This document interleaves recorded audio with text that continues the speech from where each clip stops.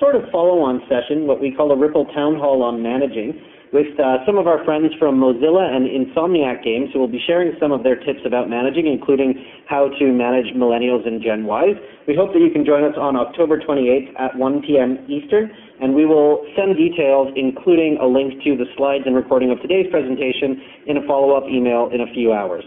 Let's move over to the Q&A. And Karie, I'd love to start with a question from myself, actually.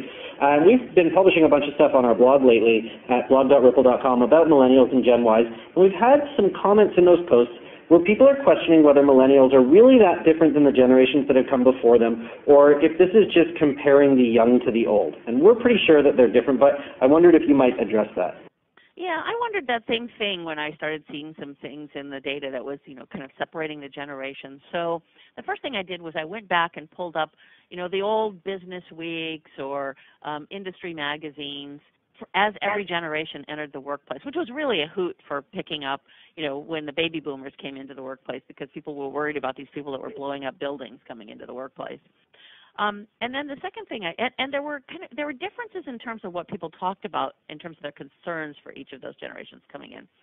So then I decided, you know what, maybe I should go talk to professors who are teaching undergraduate programs, because and let me see if I can't find people who've got like 30 years experience, because they would have had these last three generations in their classrooms, and ask them if they're seeing differences.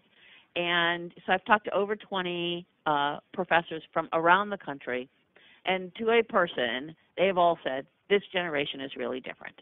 So they push back in ways. I've had to adapt my teaching styles.